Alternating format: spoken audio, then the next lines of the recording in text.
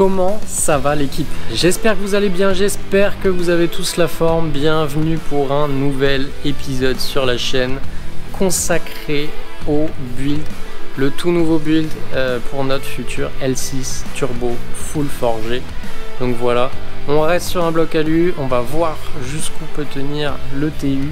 Je vais te montrer toutes les premières pièces qui sont arrivées et après on passe à la dépouille complète du deuxième de Elite 8. Je vais t'expliquer un peu pourquoi je te dis le deuxième.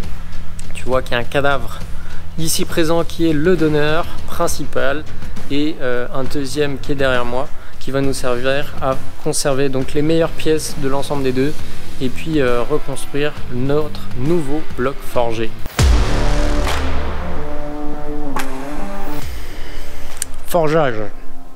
Forgeage avec de la bielasse de haute qualité. Merci les poteaux, vous vous reconnaîtrez. On prépare le bas moteur pour que ça tienne 1500 chevaux. Donc du profil en X, assez rare. Profil en X qui te permet d'encaisser du couple, mais aussi de la puissance et surtout de prendre du régime.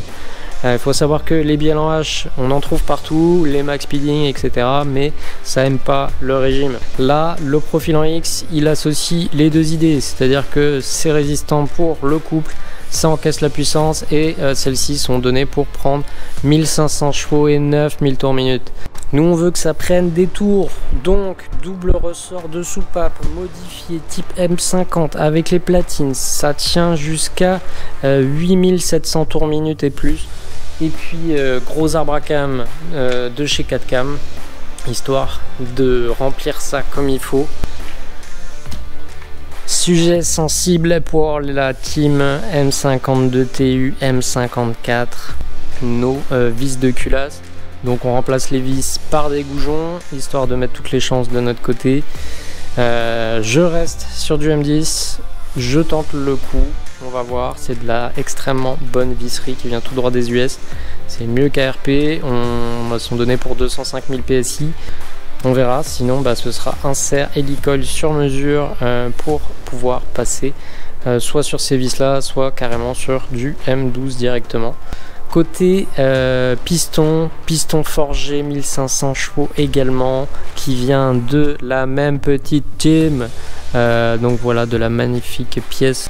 Un collecteur également inox Equalens avec wastegate externe 45 mm. Ça aussi, ça devrait pas mal changer la mélodie du L6 par rapport à notre montage actuel. Un joint de culasse Athena Cutring, donc les anneaux inox, ce qu'il y a de mieux normalement pour les montages turbo. 2 mm, donc on part grâce à l'éthanol et pour conserver un caractère moteur sur un RV assez important.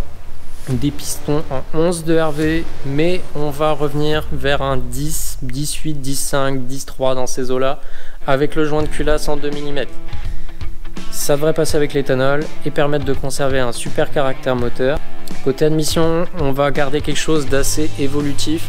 Je vais commencer au tout début par partir avec le collecteur d'admission du B30 qui devrait déjà libérer le moteur par rapport à la configuration actuelle. Et si on a besoin de souffler plus fort au-delà d'un bar, faudra passer sur un collecteur inox pour pouvoir gaver encore plus et rendre ça efficient et solide.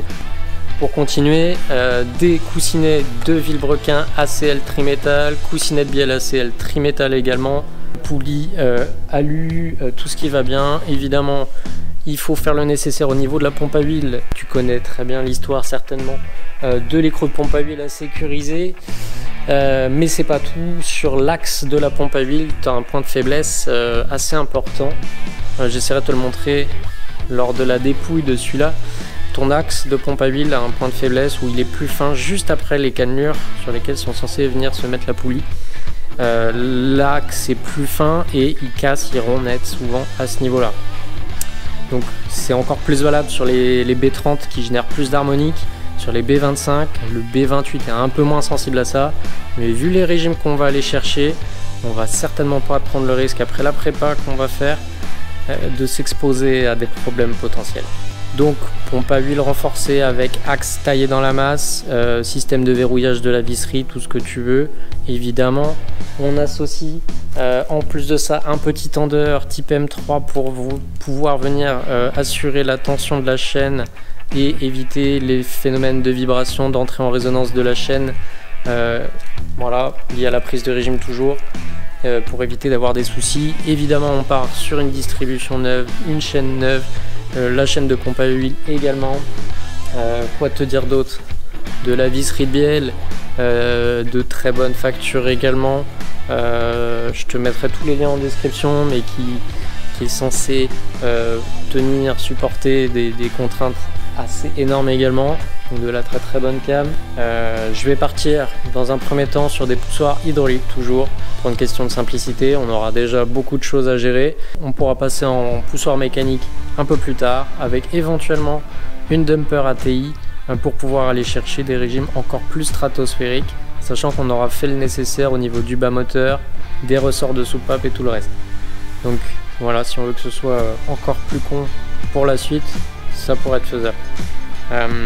Déjà le but c'est de faire une base solide, costaud, et puis voilà, ça restera évolutif et on pourra se permettre de faire pas mal de choses bien sympas, même encore plus par la suite. Le but étant en poussoir hydraulique d'aller chercher les 7000 bits, peut-être plus si on peut.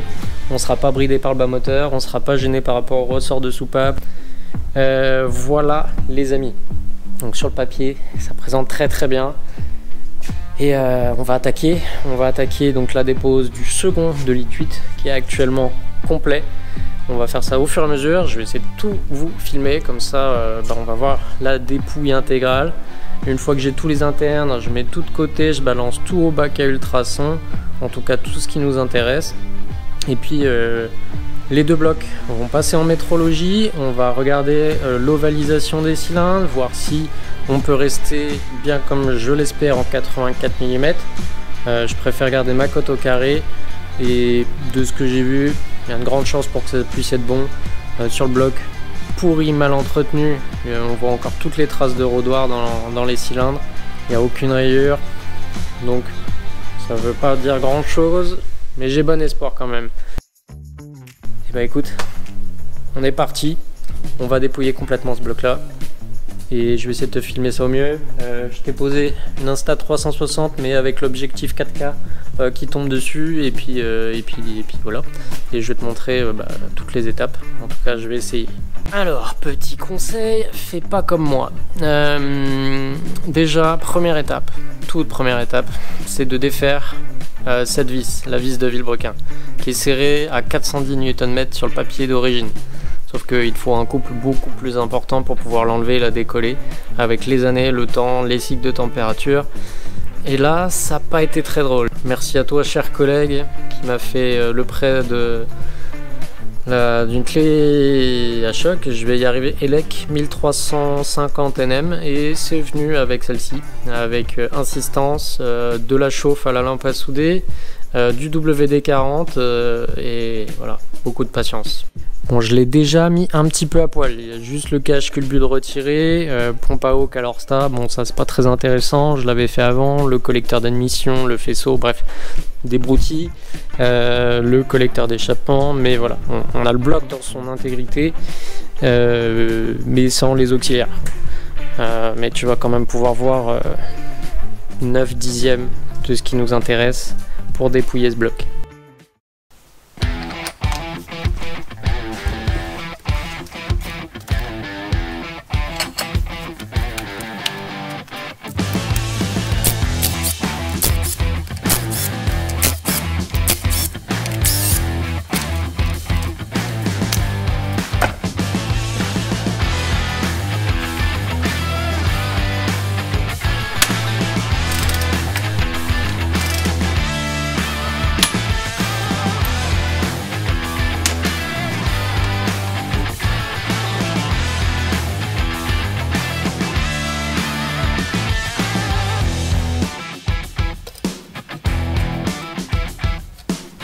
Donc là on a les petits capochons là, de devant enlevés. Bon, les vis Vanos on n'oublie pas, ça n'a pas inversé, donc il faut serrer pour les enlever.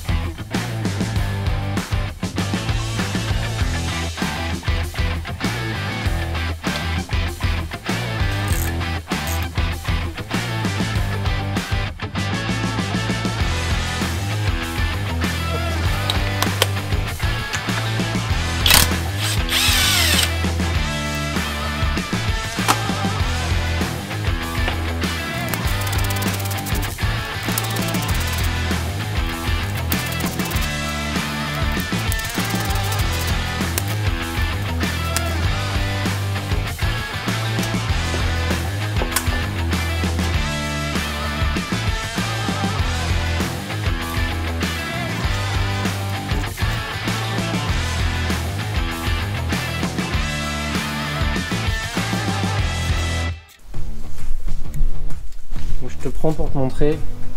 Ici tu as une petite flèche en repère quand tu es calé.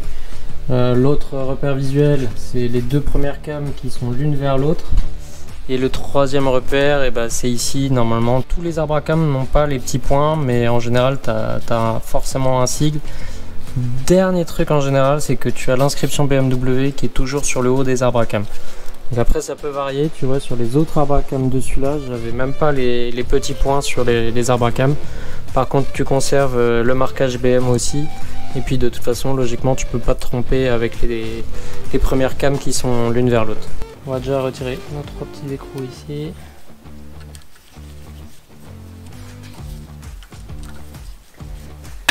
Je vais choper de quoi bloquer le tendeur.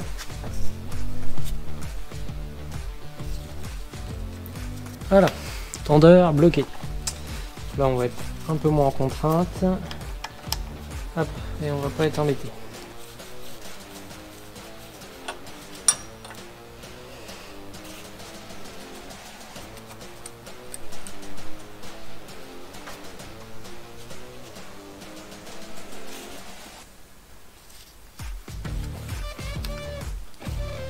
Donc sur les plaques, tu as un repère front et sur l'autre, tu as un F aussi pour dire front. Donc tu peux pas trop te tromper. Donc on va défaire les 3 vis ici en Torx après.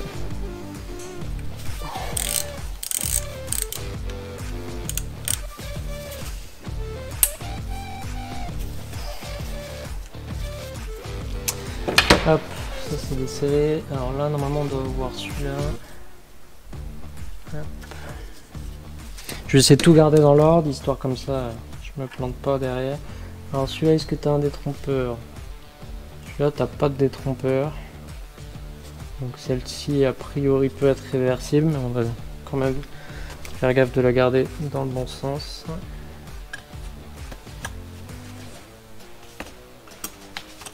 Tac. Et je garde tout dans l'ordre du sens de démontage, histoire, si jamais il y a un coup d'Alzheimer entre temps, de tout retrouver à sa place. Donc on va essayer de les garder sans tout décaler. Hop. Alors parfois il faut jouer un petit peu avec. Hop. Tac. Là maintenant c'est la chaîne qui nous embête. Voilà. Et du coup je garde mon ensemble comme ça. Hop. Donc, de toute façon, je vais prendre un coffret avec tout l'outil de calage pour pouvoir recaler, tu vois, la partie Vanos. Tac, tac, tac. Donc là, ça on peut laisser en place et il n'y aura pas besoin d'aller plus loin dans le démontage. Là, on va récupérer donc la dernière partie de l'ensemble Vanos. Tac. Et là, notre partie Vanos est démonté proprement et tout est dans l'ordre, comme ça on n'aura pas à se prendre la tête.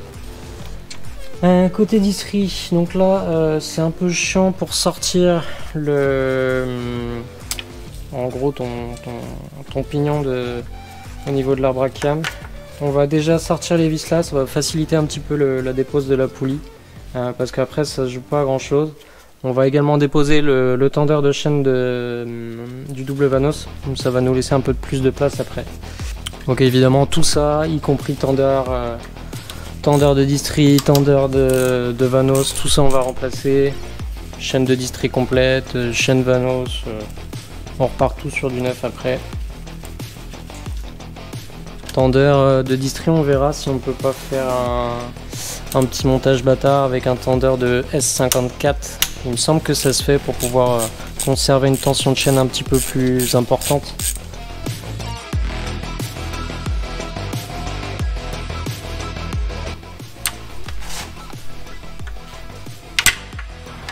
Une, deux, là va être chiant.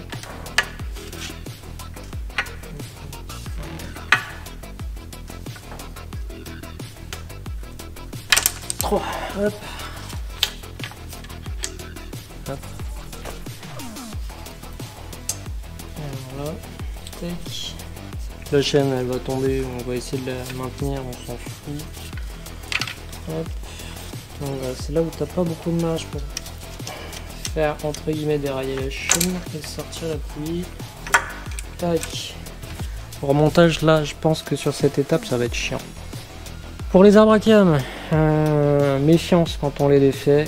Les arbres à cam c'est creux, ça peut casser si tu les défais avec l'effort des ressorts de soupape.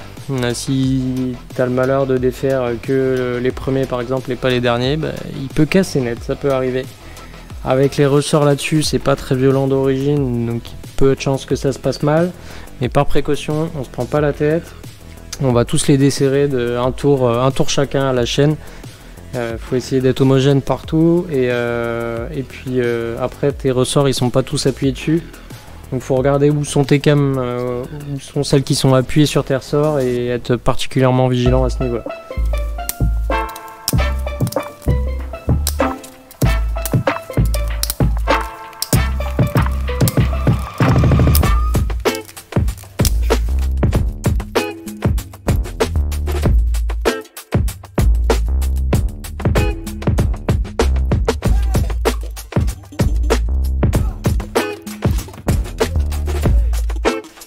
Alors pour les chapeaux, ils sont notés A côté échappement, donc ça porte à confusion en plus de ça. Donc A1 c'est échappement côté Vanos. Après donc tu as A1, A2, A3, A4, A5, A6, A7. L'admission c'est E. Alors tu te dis mais c'est pas possible, mais en fait en allemand je sais plus à quoi ça correspond, mais ça veut dire échappement et admission. Donc ouais, surtout te fais pas avoir en imaginant ça en français. Tes paliers, arbre à cam, donc je le répète, échappement c'est A et admission c'est E. Autre truc, ta numérotation, note à moi-même, et côté bougie, que ce soit pour l'arbre à cam, échappement ou admission, tes paliers, donc voilà, la notation est côté bougie. Bon, bah, l'arbre à cam il est pas beau. Hein. Il est pas beau du tout, je vais te montrer ça. Hop. Alors c'est ce palier là, il est marqué mais même à l'ongle tu le sens énormément. Et bah, le palier c'est pareil, hein, c'est super vilain, c'est le tac 1, 2, 3, 4ème c'est sûr. Et on voit bien les stries aussi, hein. Et il est bien dégueulasse. La cage on va voir, je vais le sortir, mais à mon avis côté cage ce sera le même massacre. Alors la chaîne, tac, hop.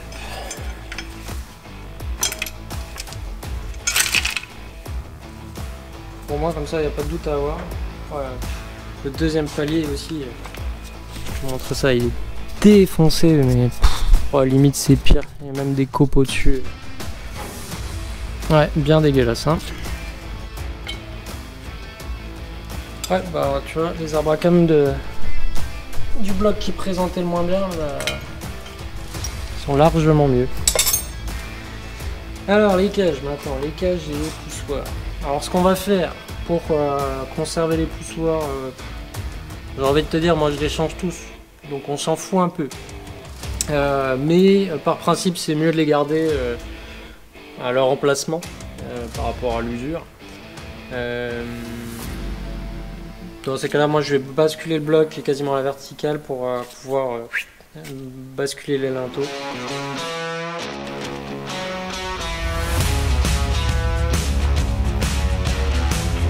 Et voilà, tous mes poussoirs sont dedans. Et là, tu les fais tomber direct. Là. Et tous les poussoirs sont dedans.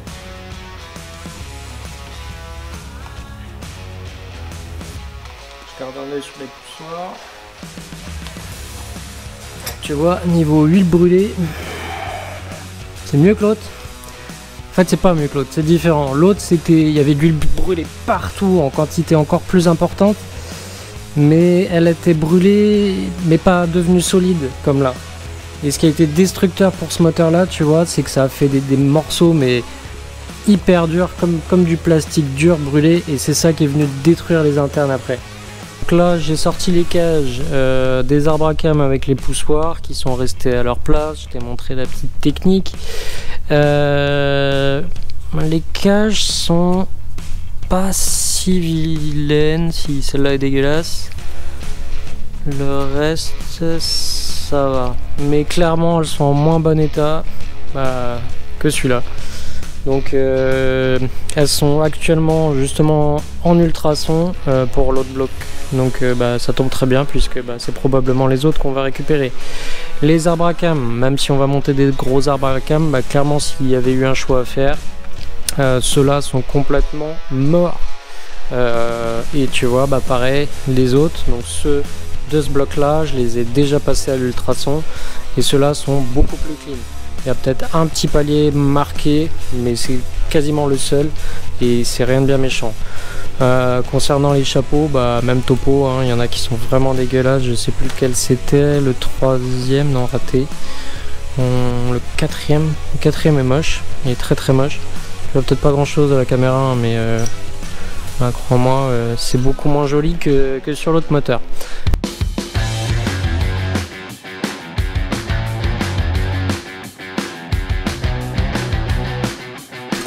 J'essaie de te montrer, j'espère que tu vas voir. Alors là, tu as la partie donc filetage où vient la poulie, tu as des cannelures à la base où viennent se prendre la poulie, et juste après, entre l'axe principal et les cannelures, c'est usiné beaucoup plus finement et tu te retrouves avec un énorme point de faiblesse. Voilà. Bielas.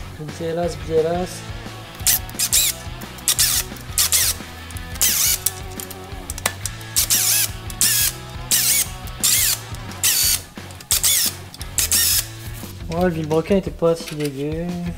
En tout cas pas sur ces paliers là. Dans mes souvenirs c'était plus vilain que ça, tu vois. Il est moins beau que l'autre, mais c'est pas catastrophique. Il n'y a pas de grosse rayure à l'ongle en fait. Pourtant j'avais souvenir que c'était le cas. On va voir ce que ça dit au niveau des paliers de vilebrequin.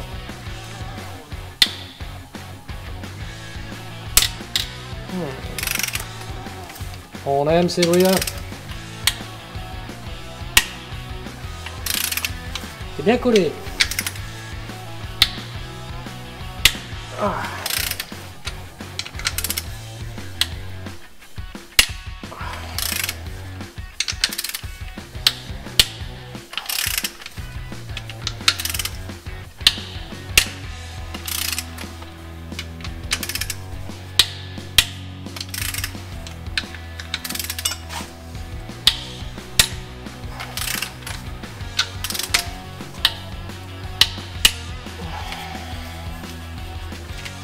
Tac, tac, tac, ça, on va pas mélanger. Le joint carter. Ah, putain, il a bien collé le coup.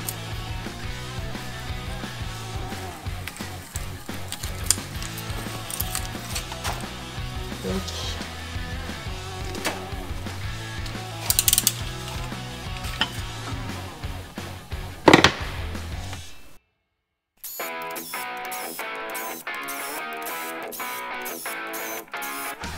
Hop, c'est bon.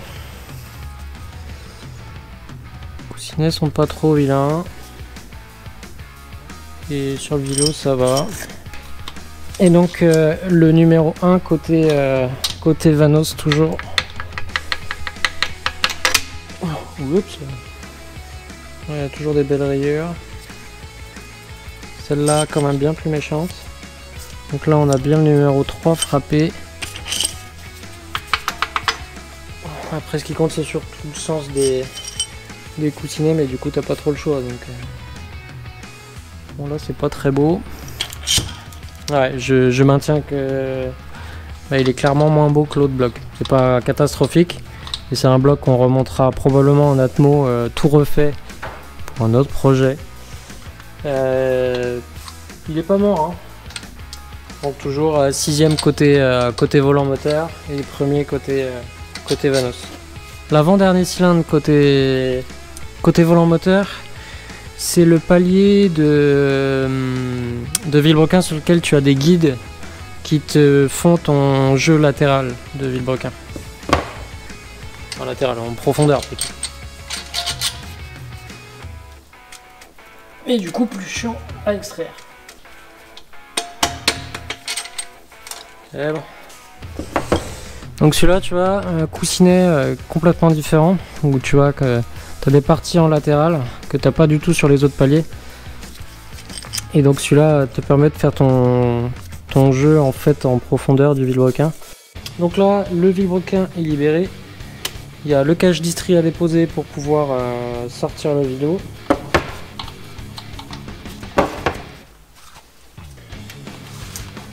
Donc là, je vais retourner la mule.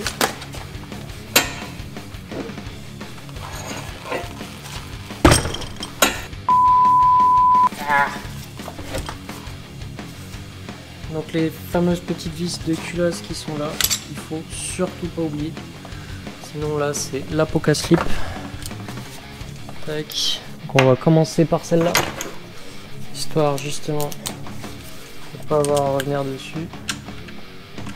On a une petite là, on peut voir. Hop. Les deux autres sur les extrémités si j'arrive à les choper. Yes. Donc ça fait partie de tes vis de culasse, donc à remplacer aussi, hein, idéalement. Donc là on va s'amuser un peu. Hop. Et bah c'est parti. Oh. C'est parti de plaisir. Ça glisse, c'est génial.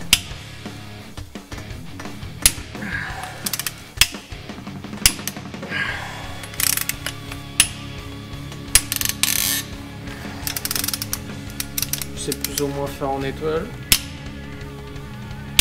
Après pour le desserrage c'est pas critique.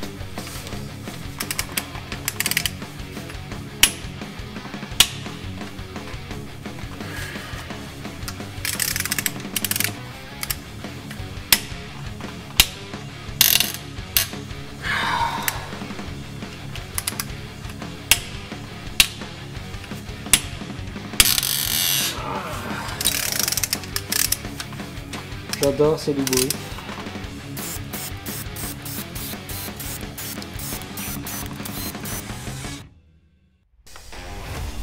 On va se prendre la tête. Yep.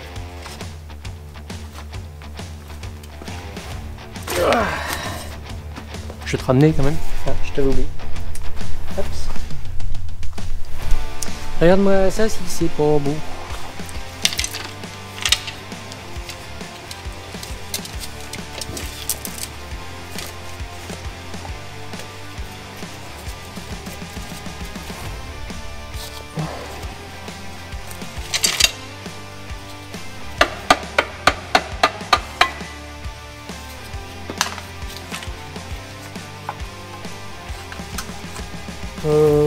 Le petit guide machin, tac, chaîne, zac, chaîne de pompe à huile, chaîne de distri. En dernière étape les gars, dépose du vilebrequin. On va lui remettre la tête en bas. Yep. Hop. Et bah écoute, on est parti pour déposer ce vilebrequin. Les biellas, on va les dégager avant, légèrement. Pas trop les pousser non plus. Allez, c'est parti.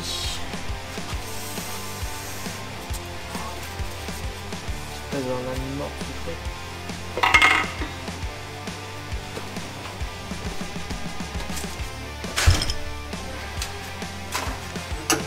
Et là.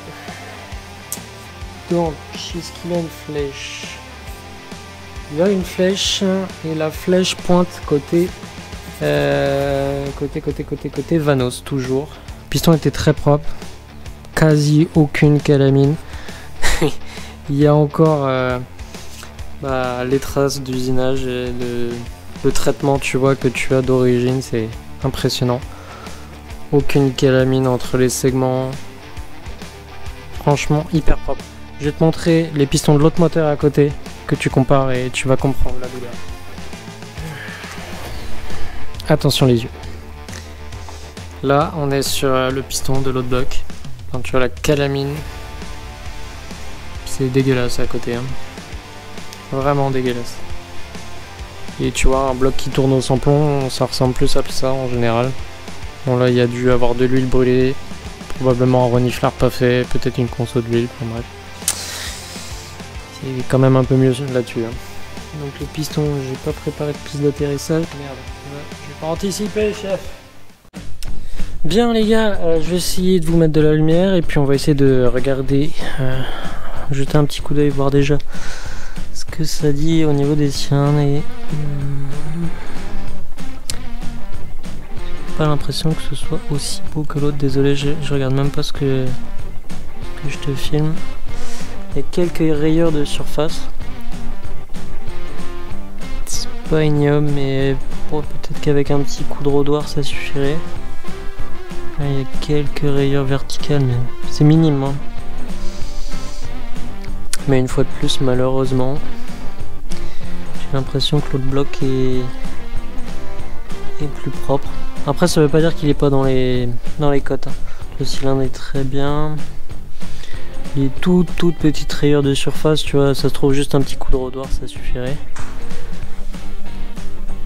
C'est pas vilain non plus. Hein. Il y a encore toutes les stries partout. Mais celui-là, tu vois, il y a quelques rayures verticales. Pour ce qui est du vilebrequin, bah, il n'y a pas photo. Hein.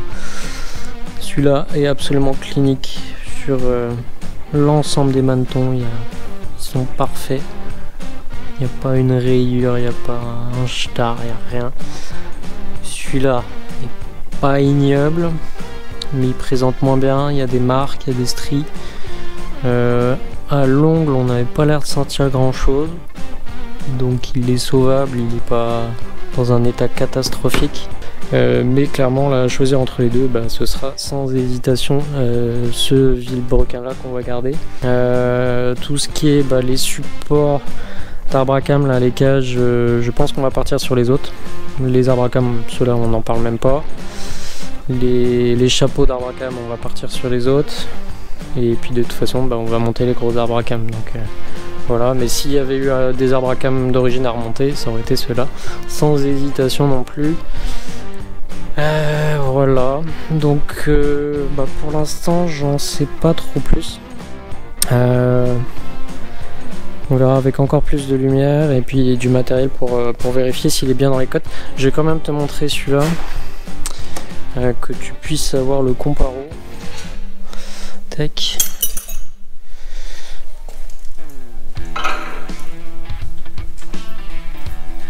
Yep. Alors, je vais te mettre un peu de lumière. Je te montrerai mieux une autre occasion, hein, mais là, c'est juste histoire de te faire le petit tour rapide. Alors, tu vois que les marques de rodoir sur celui-là sont encore plus présentes. Il n'y a pas photo. Sur celui-là, on n'a vraiment aucune rayure verticale. Les cylindres de celui-là, franchement, il est neuf. Il est neuf celui-là. Il n'y a aucune rayure, il n'y a aucune strie. Il y a juste les traces de rodoir de la passe d'origine d'usine.